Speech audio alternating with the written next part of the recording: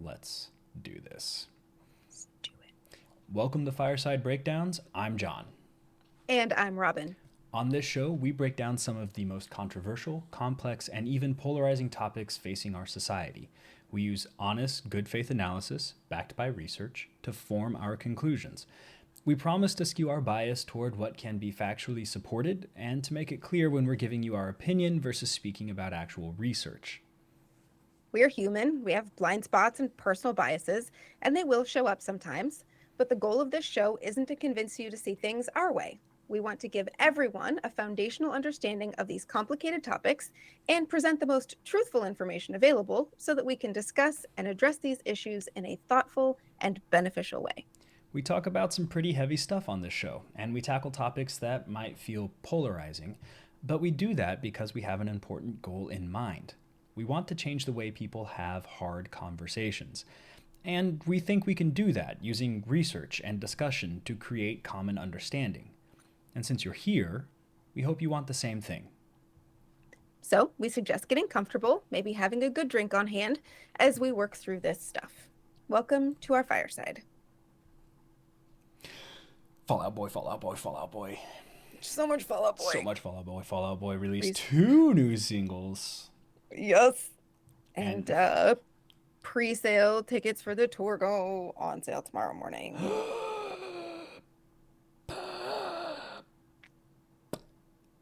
Uh-huh. I'm gonna have to check Uh-huh. that. Okay. That's not what we're here for. Okay. That's not Nope, what we're it's here not. for. Okay.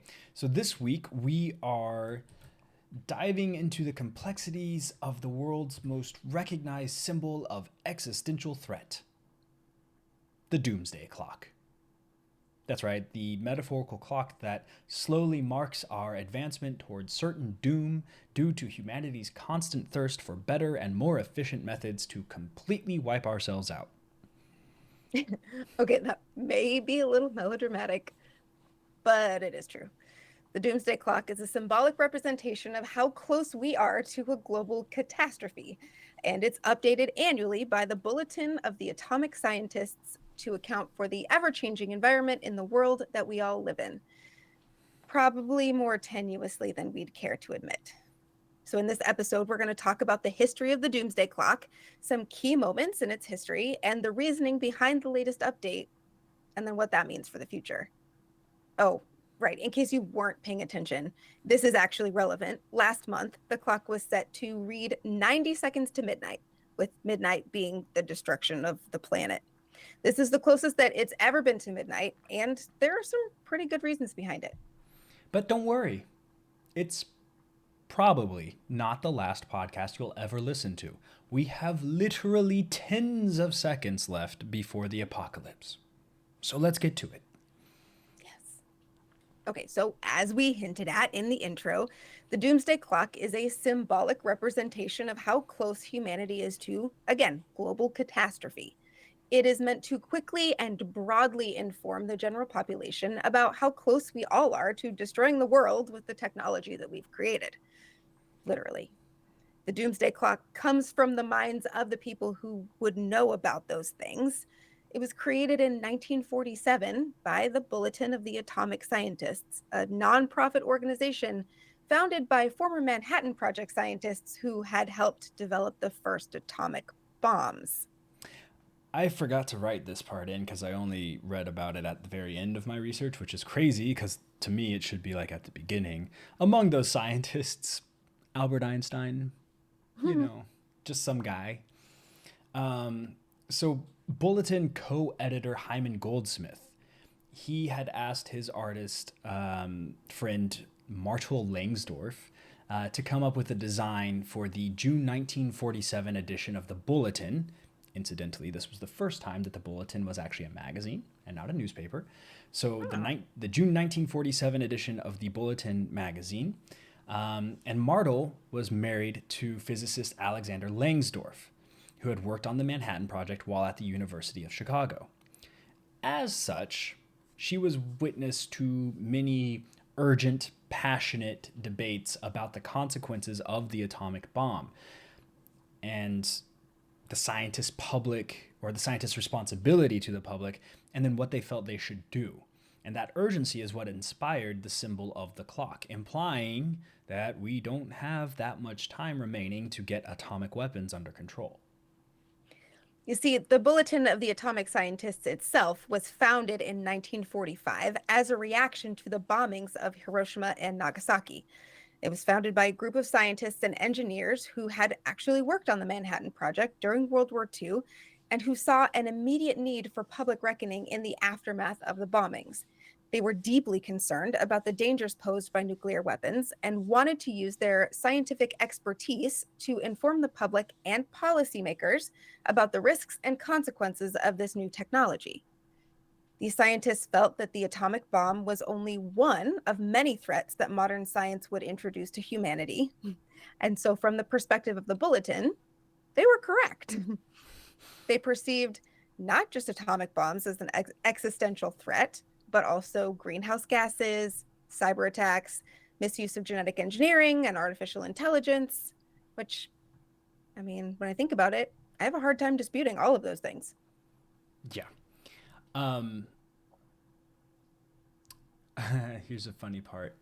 I lost my spot. There you go.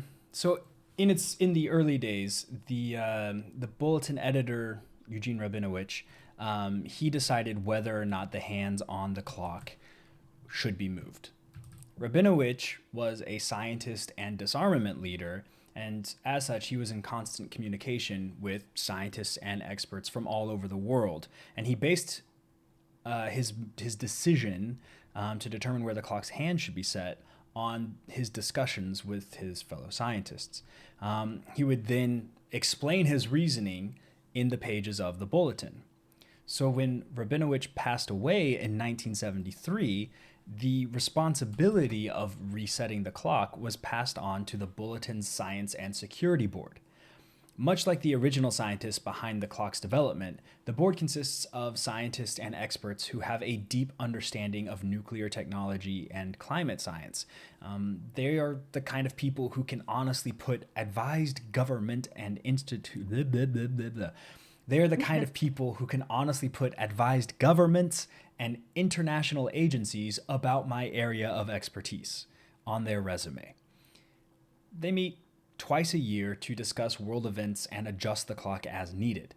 They also consult with the Bulletin's board of sponsors, the board contains some serious talent in and of itself, as in there are 13 Nobel laureates on the board of sponsors. Yeah, it goes without saying, but we're going to stress it. The Science and Security Board brings a wealth of knowledge and expertise to the table, so you can probably rest assured that they have helped to ensure that the Doomsday Clock remains an accurate representation of the world's proximity to catastrophe, which, come to think of it, isn't really a great thing that we would want to rest assured about. Yeah. But if you can't trust your doomsday prophets, then who can you trust? Right? So, but many don't actually trust the board. Given the mission behind their founding, the Bulletin of the Atomic Scientists naturally has a long history of advocacy and activism, and it has been at the forefront of efforts to reduce the dangers posed by nuclear weapons and other existential threats. Equally as naturally, because of this advocacy and activism, the Bulletin and the Doomsday Clock periodically come under fire for being a political tool for Democrats or Republicans, depending on who is in power and being criticized for what. However, keeping the human species, not extinct isn't an explicitly or even implicitly political agenda. I mean, unless your political party is trying to destroy humanity, in which case you might have an argument. But like, it's a mission that kind of transcends politics. So the hands on the Doomsday Clock, therefore, don't support the idea that this is a political organization, because they've moved 25 times since 1947. And they've moved farther away from midnight almost as often as they've moved closer, under both Republican and Democratic administrations. The hands are moved based on the threats humanity faces and what we are doing to address those threats. In fact, they moved farthest away from midnight in 1991 when George H.W. Bush's administration signed the Strategic Arms Reduction Treaty, or START, with the Soviet Union.